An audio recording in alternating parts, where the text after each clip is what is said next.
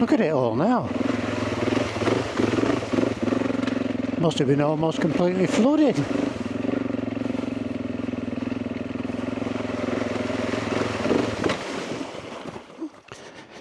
And the stalls.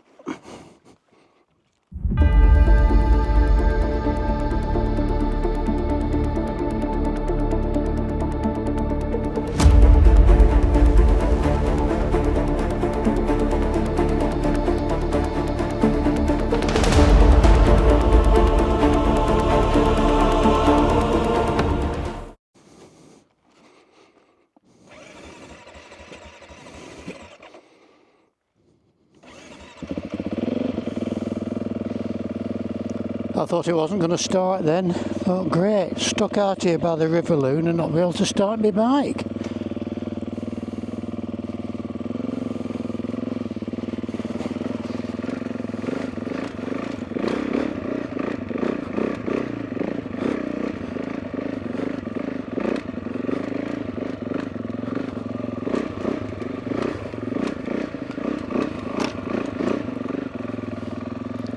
Oops.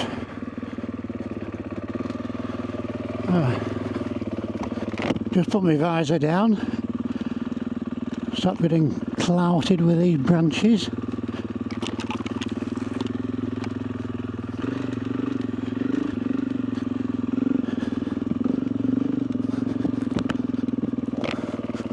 Trouble is, you put your visor down and your glasses steam up straight away.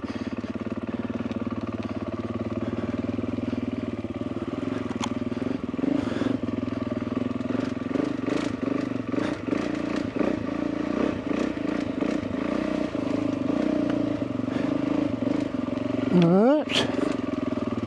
Ooh, that was a bit slippy then. Let's get my head down.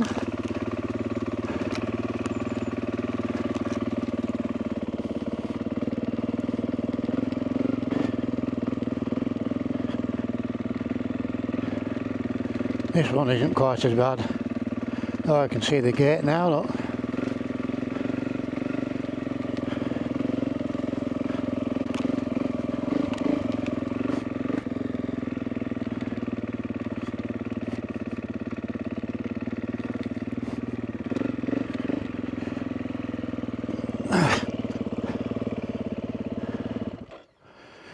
Right.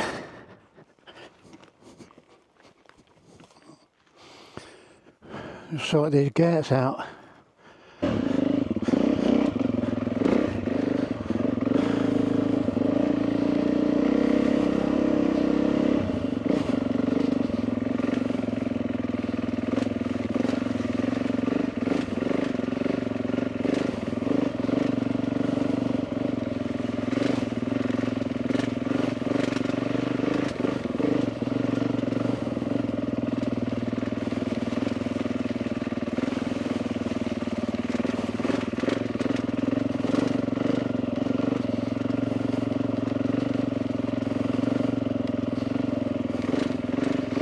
Well, I head back through Whittington and then back towards Burton down Dalton Lane.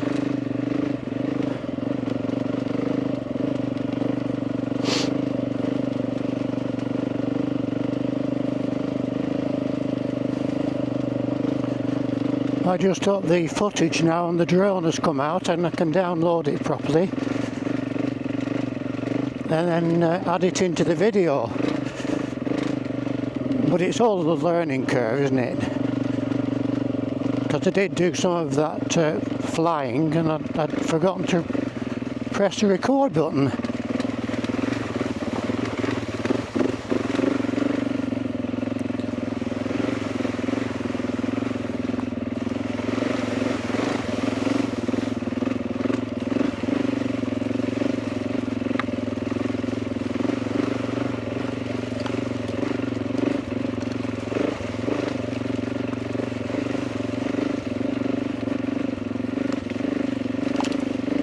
I was going to, it was my plan earlier to set the drone up stationary, just flying above this track,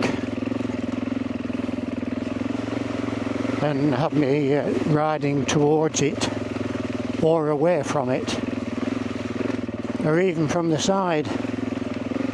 But I think, well, I've spent 2 hours down there messing about. So I think for today, I think enough's enough. Can do that, leave that for another video. Let's see how I get on with this one first.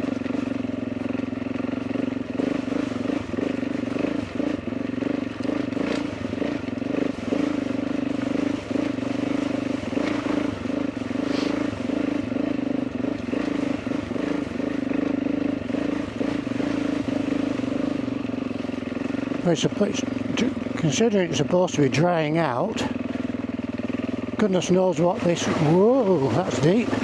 Goodness knows what this lane was when we had all that rain. Look at it all now. Must have been almost completely flooded.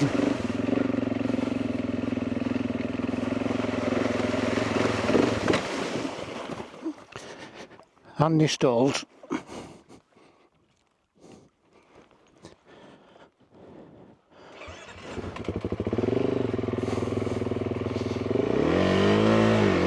Go on, David, you can do it. Drop down a cog.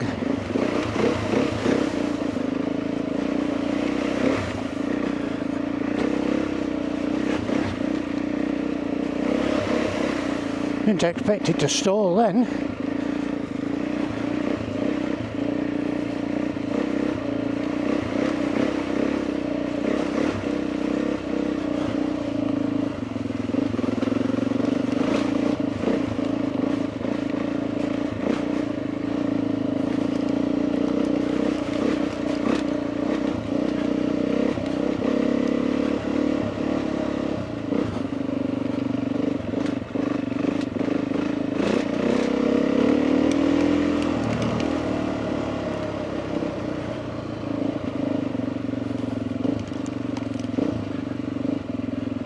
And we're back on the tarmac.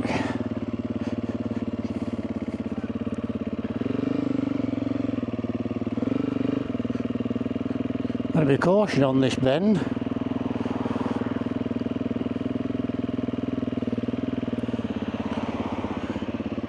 Alright, that way. Alright, go on, you can do it.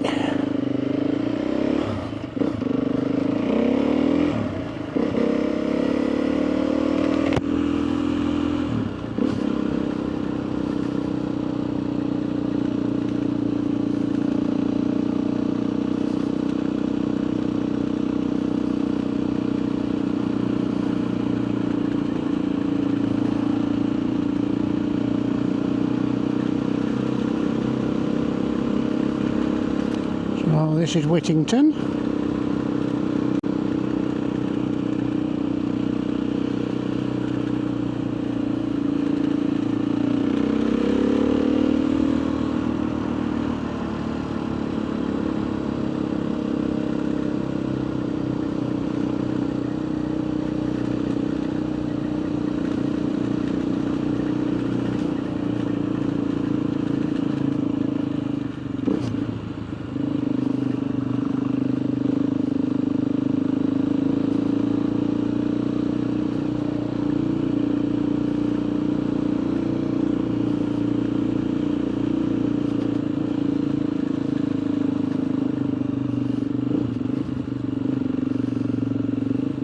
Down to the churchyard there, look.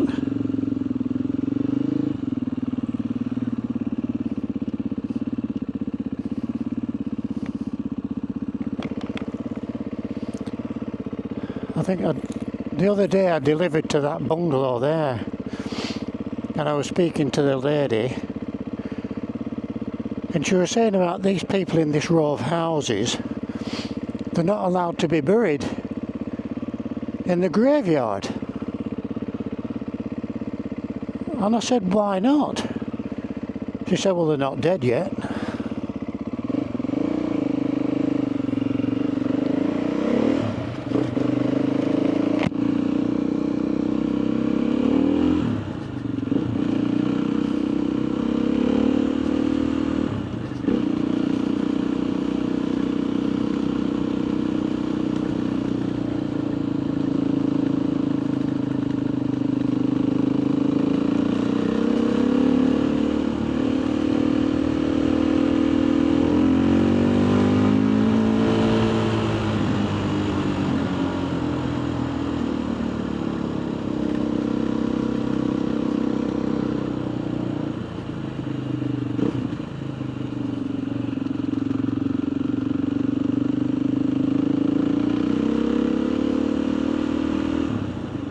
Yeah, so just continuing our story from earlier on. Miss Carol Park, who lived at Leith. Apparently she was a teacher, and she went over probably to do a course at Middlesbrough connected with the teaching, and she met this chap, and she ended up moving out of the home at least, moving over presumably onto the east side to live with this bloke.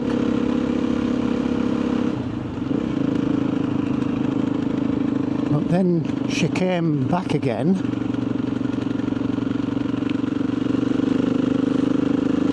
to live back with her husband at Leith. But obviously things weren't right. Lots of arguing, etc., as you can imagine.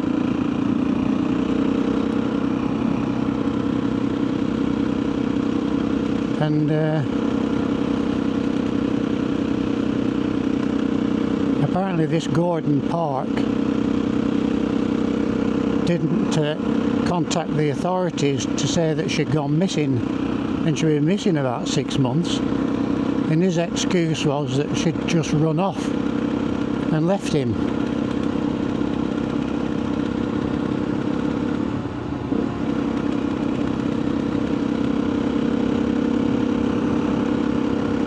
So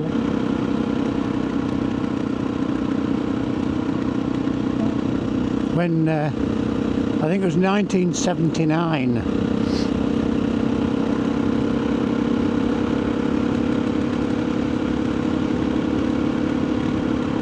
no, that's not right. I think it was 1997 when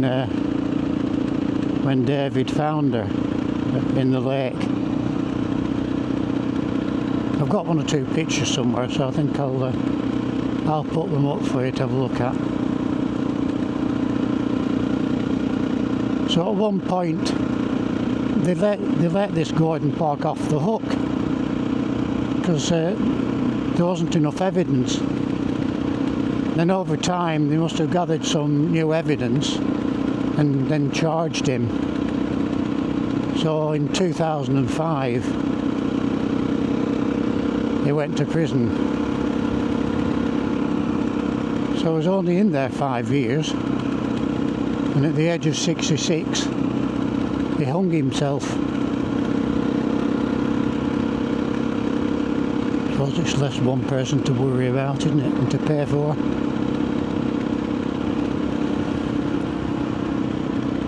But they were saying if it had just gone out a touch further into the lake, because I think a body was found on a ledge. If it had just been a few metres further into the lake, it would have missed the ledge and gone into much deeper water, and the recreational divers wouldn't have found her. I don't know what depth he was found in, but I think when I see David again, I'll find out some more information about it. See what sort of depth he was diving at. But it must have been, it can't have been nice finding that, because you'll have been thinking all sorts of things, wouldn't he? Something wrapped up. And he'd been using the knots that he'd used when he wrapped the body up. There were the knots that he'd been using back at the house and on his sailing boat, and they were identical knots. Obviously knots that he preferred to use. So that was one of the pieces of evidence that went against him.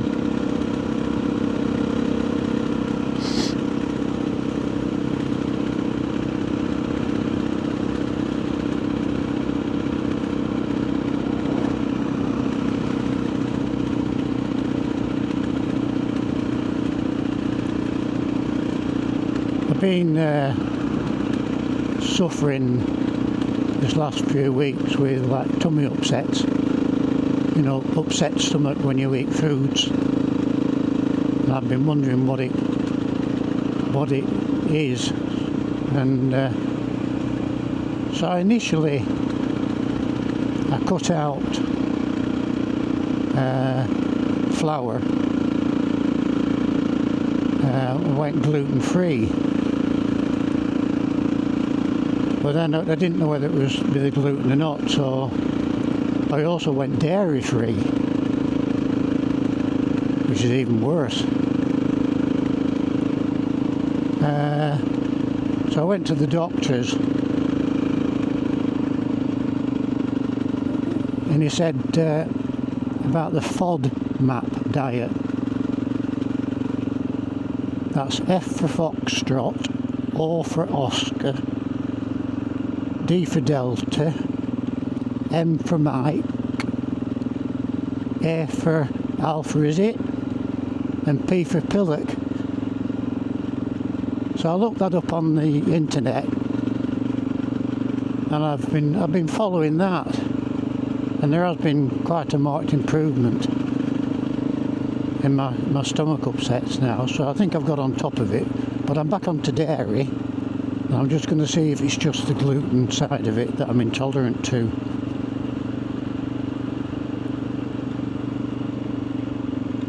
But I'm eating some bread. I'm eating can't think of the name of it now. It's not normal bread. It takes longer to make, and that's not. I don't find that too bad actually. Not too bad on my stomach. But it's surprising what foods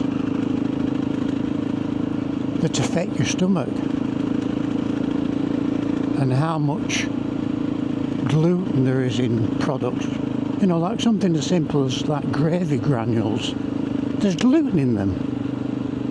So if you was very, very sensitive to gluten, you won't be able to have gravy, or at least gravy without gluten in it. But this FODMAP diet, it's quite good. It's like a traffic light system. So that it gives all the foods that you can eat, and then foods that you should be aware of, and the red foods which you should stay clear of altogether. But things like garlic and onions, you shouldn't eat. Anything that gives you wind, basically. So staying clear of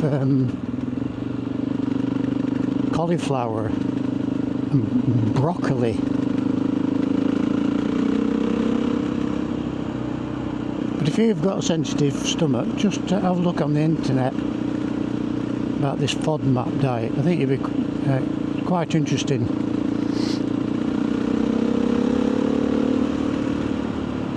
So, like I say, I'm back on the dairy.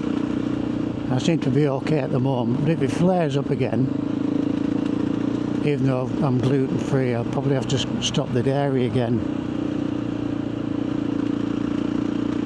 I was using oat milk instead of normal milk, and I found it alright actually. I didn't mind it.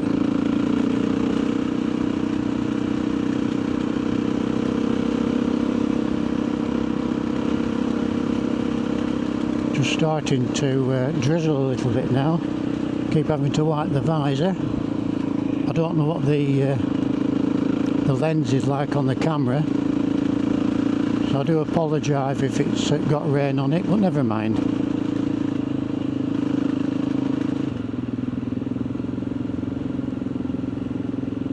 I'll just try and wipe it a little bit, if that makes any difference. Probably covered in raindrops now.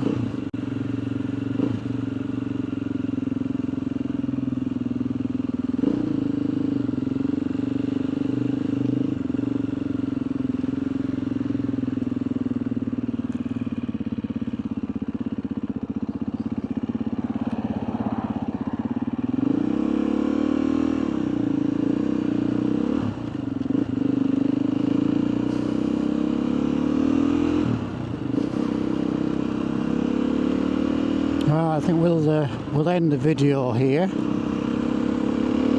So I hope you've enjoyed the video. If you'd like to comment either about the drone or the bike, please do, because I'm just as interested in what you have to say as you might be in what I'm saying on the video. Please give me a big thumbs up and like and subscribe, and don't forget to press that bell thingy if you want notifications. So until the next time, thank you for watching.